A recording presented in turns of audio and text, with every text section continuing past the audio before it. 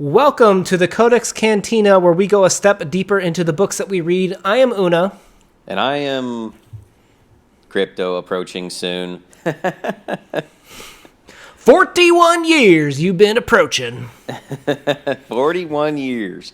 41. All right, we are on our third session of Player Piano, and this is the first time I've remembered to hold up the book. It's just been sitting here impotently as we record. Pick me up, pick me up. I finally remembered. I got a surprise for you, Mr. Crypto. You ready for this? Yeah.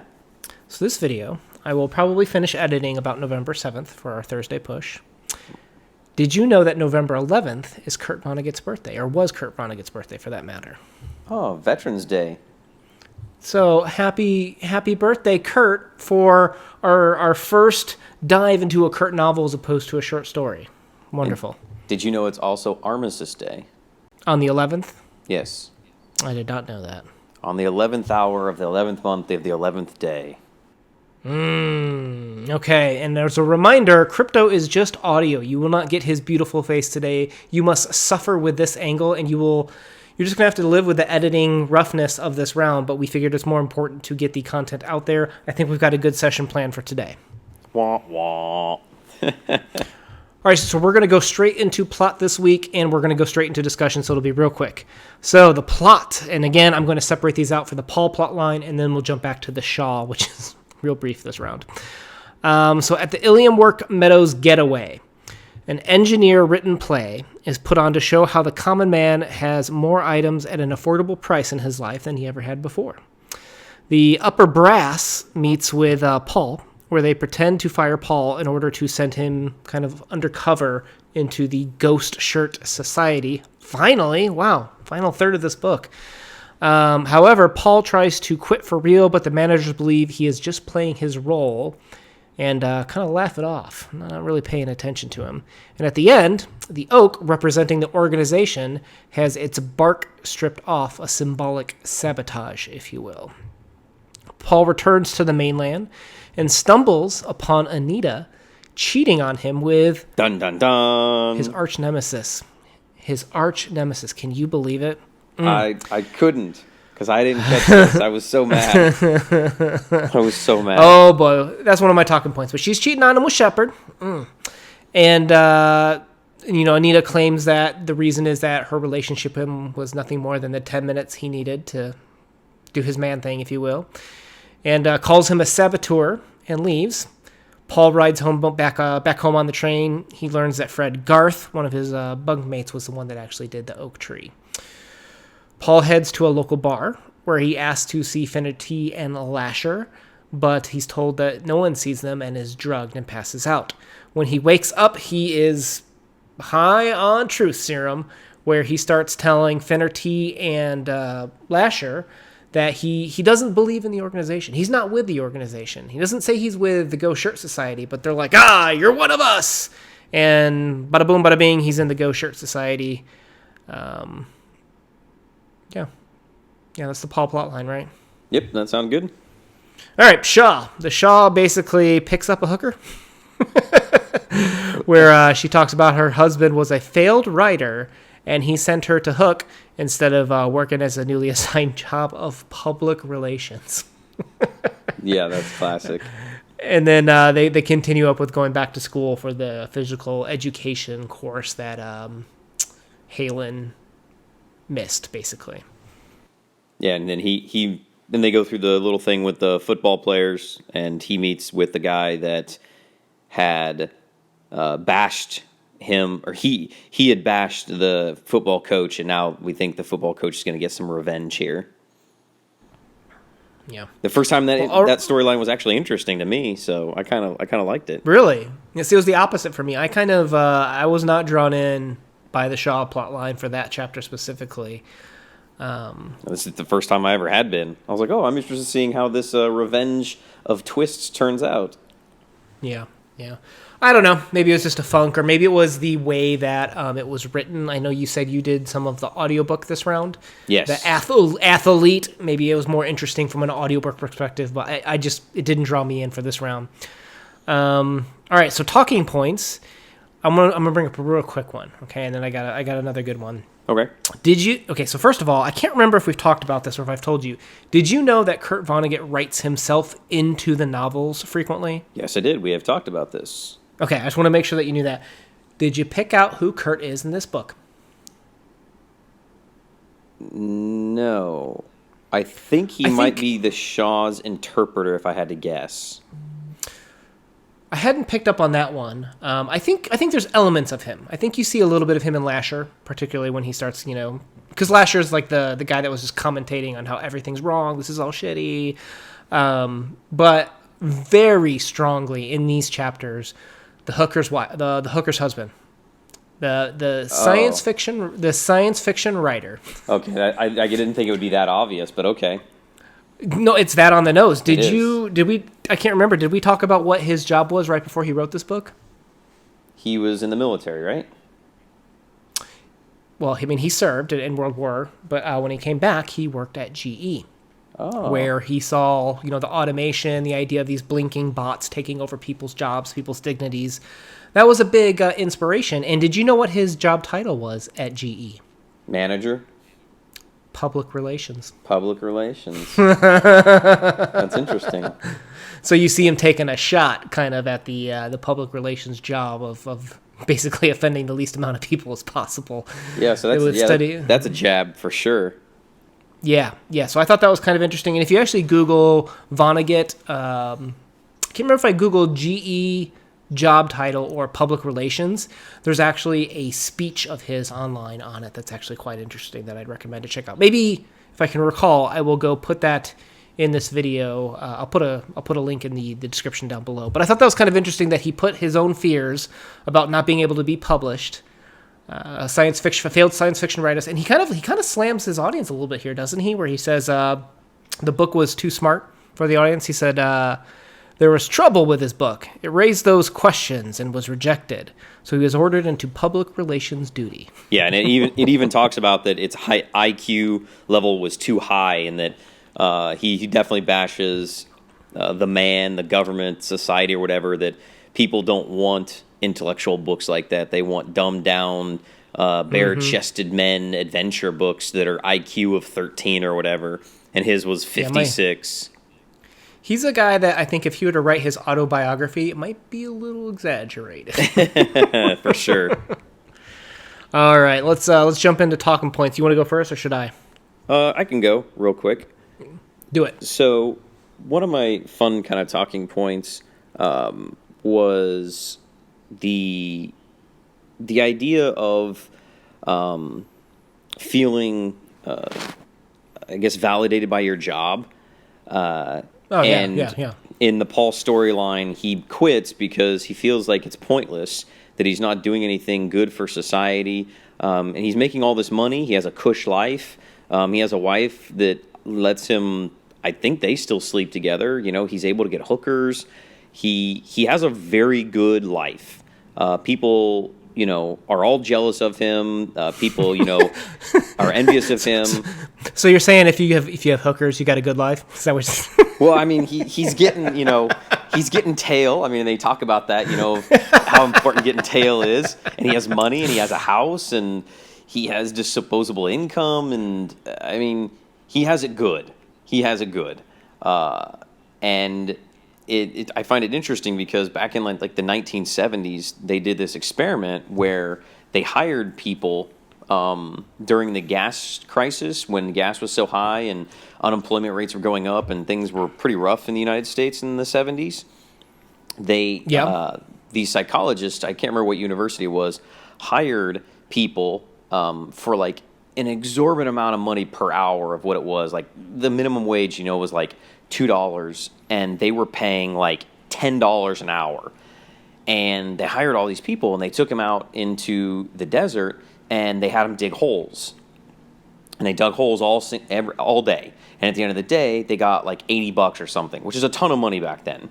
And they said, "Come back tomorrow, and we'll hire you again." And the second day, only half the people showed up, and then they did the exact same thing again, and like people were like, "Is this all we're doing?" They're like, "Yes, this is all we're doing." and they like had him fill all the holes back in. And on the third day, there was one dude that showed up. That was it. And they asked him, they're like, "Why are you here?" And he's like, "I got kids to feed. It's the only reason I'm here." And so like they gave him the money without him having to work. And basically, like, if your job doesn't satisfy you, it doesn't matter how much money you make or how great your life is. If your life is just filling in holes and it doesn't give you meaning or purpose, then it doesn't matter what your benefits are. And I thought this was really interesting that it's true in real life as well as in fiction. You said that was the 70s? Yeah, it was in the 70s. So that came out after this book. It would be really interesting what inspired that research, too. You know, I'm not saying it was this book, but just kind of interesting to see the correlation there. Yes. So here's another interesting thing. So Vonnegut creates this world where a lot of jobs are automated now, right? Yes. What are the jobs that he hasn't automated? The barber. Police officers. Sort of artists, but they're limited in their creativity. Like writers and stuff. Right? The bartender, right? We had that scene with the bartender. But they have an automated bartender, but everybody hated it. No, right, but they didn't. It wasn't used, right? Yeah, we have used. we kind of have a play in this chapter about the wife, right? With Anita, kind of why she was leaving. She said, who knows what she actually left for. I think it's worth noting that when we think about like the barber, when we think about the hairstylist, when we think about the bartender, that those tend to be very social platforms. My wife always says that the bartender is who you spill your heart out to, and your hairstylist is your therapist. Yeah. I think Kurt Vonnegut chose these positions specifically because those are very intimate human relationship positions. Like, you could automate them. Like, you could automate a bartender, but nobody's going to go to it because you're going to talk to that robot.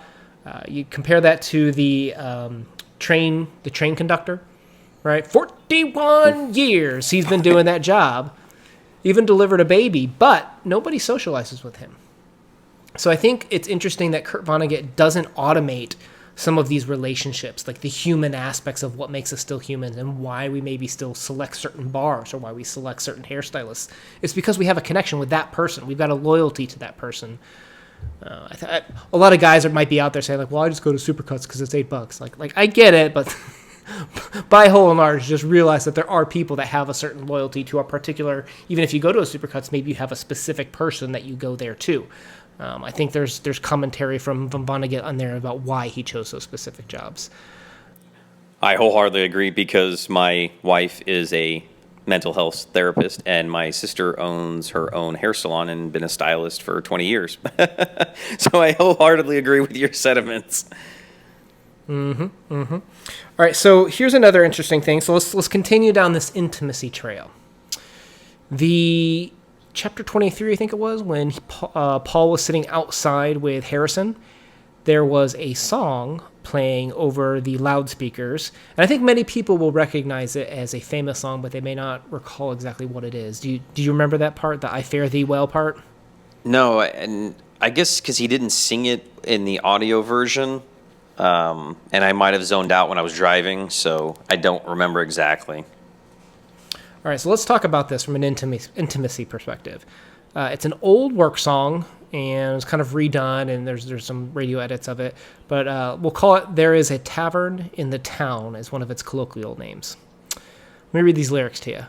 There is a tavern in the town, and there my true love sits him down, and drinks his wine as merry as can be, and never, never thinks of me. Then there's the chorus. This is the part that was actually in the book. Fare thee well, for I must leave thee. Do not let this parting grieve thee. And remember that the best of friends must part.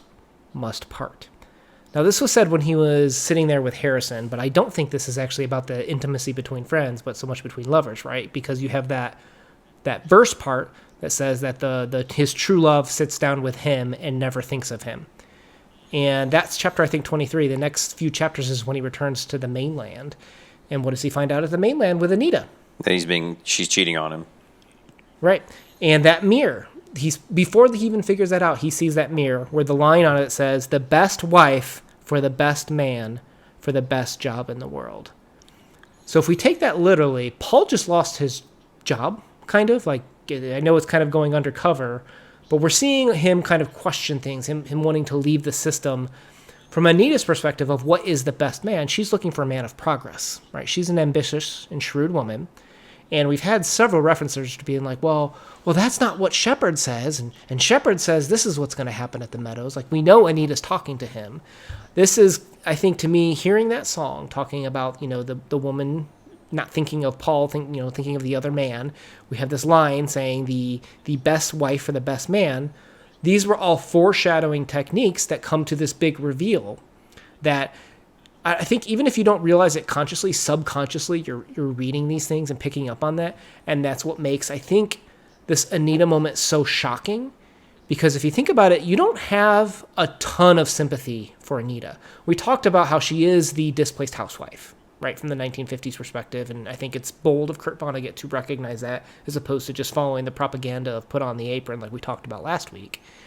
But I think you don't have a lot of sympathy for her. But I think a lot of readers will feel pretty upset at this scene, and I think a lot of that has to deal with this foreshadowing about intimacy and how Paul has this fantasy of what his intimacy is with Anita, and here it is that it just gets shattered, even though it was being foreshadowed the whole time that these two were not going to be the two that were going to get together.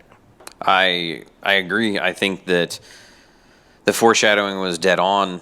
I think that it made me feel a lot, and I know that it made me angrier at Anita. And I know I was supposed to feel maybe somewhat abashed for her, but I don't know. I feel like hers was more of a betrayal than Paul's. And I think because of the intimacy, or the strange intimacy dynamic between them, and maybe I'm biased. Of course I'm biased. It just, I don't know. I think it's interesting because it wasn't. Did you find it odd the way that they kept saying, "I love you, Anita, I love you, Paul"? Like that perfunctory response that they kept giving each other. And it kept switching too, because it'd be like, "I love you, Anita," and then it'd be like, "I love you, Paul," and the "you" was always in a weird italicized, and then it was reversed. And the next time, she would say, "I love you, Paul," and he'd be like, "I love you, Anita." And it wasn't clear to me what he was trying to do there until these chapters right here. Okay, and what is that? Well, when he goes back and sleeps with the big bosomed woman, right? And I got a quote for here. So as he's falling asleep, Anita's gone. He's sitting there with this woman. He says, the little line goes, "As Paul dropped off once more, he murmured an automatic reply. 'And I love you, Anita.'"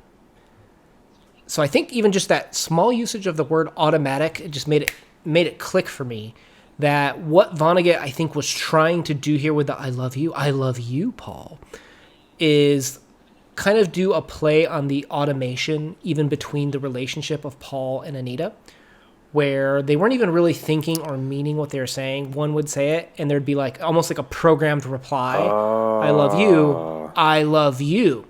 And here, Vonnegut, like, you knew it was kind of happening, and you weren't really sure if they truly meant it or if they truly, really did love each other. But it was this moment when he says, he murmured an automatic reply, "And I love you, Anita." Yes, it's a play on words the whole time about machinery and automation, and their relationship is mechanical, just like the whole book. That makes sense. I love it. That's good, dude. That's good. And it comes back to that whole concept of, can you automate intimacy? And here we have these two. They're not being intimate with each other, right? He has these fantasies, but they're not actually expressing that human behavior to each other. And that's when they're able to automate the non-intimacy of it. So it's just, I think this was a very well done tactic by Vonnegut. Very subtle. I liked it. Yeah, I liked it. Mm-hmm. So I think that takes me to my kind of quote and point of the Paul storyline as well, and a little bit of the Shaw's. So I really like the quote, and this was from the play, and it was from the. I can't remember because it was the auto book was doing it weird, so I'm sure like it was written better. But anyway, in the play in chapter 22, 21, it said the truth can never be spoken without someone getting hurt. And I think to go along with the kind of the intimacy idea and the whole book as a whole was that if these people were being honest with themselves, people would get their feelings hurt. Like if Anita and Paul were honest with each other, their feelings would be hurt. When Finnerty is honest with Paul, Paul's feelings get hurt. When Paul is finally honest with himself, his feelings get hurt. And I think that as you move through the book, you see that this holds true in so many of the relationships because they're so mechanical. They're so pre-programmed that when all the truth starts coming out, all the hurt and misery and suffering that's in the world, Paul starts to be opened up to and realize, and you see that in all the little stories. And at first I thought all the stories were just like, oh my God, why do I want to hear about this random thing? And we talked about how he crammed so much into this book. But now I see why you hear the stories of all these random people in the books is they're like trying to give him the idea of like, dude, my life is horrible. Yeah, I don't have to work anymore, but I have no purpose in life. And yeah, I might be able to buy more stuff at the store, but it doesn't make me happy. And they're telling him the truth, and he's not hearing it. He's hearing it, but he's not listening to them. And until basically this part of the book where he's finally become resonant to what's really going on. Part of what I realize with this book is I don't know if I totally agree with some things that Vonnegut's saying here, which is fine. I think it's a good book, but I feel like if you give a human being complete freedom to explore what is my relationship with other humans, it feels like a lot of people are squandering it in this book, right? Yes. These people. I mean, think about even what they said to him when they put Paul, when Paul came over to the Ghost Shirt Society. They're like, just sit back. You don't have to do anything. We're going to take care of it all for you, much in the same way that his other life has been with the automation side, right? 90% of what you can do can be learned in 6 weeks. Like, like there's something to be said that these people have the freedom to explore relationships with others that go neglected. And I think that's part of my issue. I think that's part of my issue is that I guess maybe I just have too much faith in humanity that people would spend more time trying to become intimate and to get to know one another with that free time than what Vonnegut has painted. Maybe that's just part of the dystopian society of this book, I guess. But I feel like that's the one part I don't totally buy when it comes to this world. And I think that brings me to my last point of that idea is really expressed at the very end when they're using the analogy of what happened to the Native Americans in the 19th century of U.S. history, and he's pulling very heavily on real history here with Sitting Bull and Custer and Chief Joseph and all these people where the Native Americans were completely wiped out of their traditional way of life, and they believed that there was a Messiah, Red Cloud, who was going to bring it all back for them. And they started doing these ghost dance, which were outlawed because it was stirring up trouble, and they thought that it was going to make them bulletproof, and they thought that they were going to be able to kill all the white men, and that they were going to bring back the buffalo. And they even say, throughout all of history, there's always been these messiahs that will stir up revolution. And just like everybody else in the story is using Paul and really using his last name because it's more mystic than an actuality, and that's provided him and the rest of the corporate world and the machine world, automated world, with this Proteus legacy. And now the Ghost Shirt Society is going to be doing the same thing. And I really see that was basically kind of like I think it was a religious thing that Vonnegut was going for, that Paul is the Messiah of the story. He is the Christ-like figure that is going to be sacrificed for their revolution. And they even, and they talk about the power of names and how other people were used, like Hitler and Mussolini, and he's going to die. In I'm calling it now. Paul Proteus is not making it to the end of this story alive. I don't know. It'll be interesting if any of the numbers come up and are relevant towards the end of the story. But I think that it's a pretty messy story. But I think at the end we're going to be happy with how it's written and how the story unfolded. Maybe we won't be happy with the actual ending, but I will be. I like bad endings, but that's just me because I'm weird. Well, I completely agree. This has been a messy book. He's put too much into this. We've talked about it before. The first-time author wants to jam everything into their one book. But I think you're onto something there. Let me add on to what you just said. So you were talking about how his name has allowed him to achieve things that maybe someone who didn't have that name wouldn't. I think we have a little bit of commentary here between... There's a lot of commentary on American progress. 1952, just after the World War, America's viewed as the leader because of their economic boom in terms of their materialistic output. America broke away from the old regime of the European class system. And I think we see a lot of that in this book, where the European class system was... Stuff is inherited by you. You take on your father's name, you take on your father's wealth, you take on your father's position. Things are handed down to you. But people came to America and people still came to America at that time, particularly during the persecution of Jews in World War II, to become that self-made man, to that your ambition, that your own decisions and hard work would make the legacy of you and your future family at that point. Let me add on real quick. Have you ever thought about his name? Proteus, prototype. Okay. I can see that. I've always I was like, there has to be a reason that his last name is Proteus. Like that's too unique and powerful of a last name. So anyway, go ahead. It's really easy to write. I feel like if you were write a paper, you could take this book a lot of different angles. Like last week we talked about how his name, I think there was a quote where we have it, he was based on Charles Proteus Steinmetz from GE. I love your concept of prototype. There's a lot of different ways you can take that too. But we were going down the path of this being like an American European class system thing.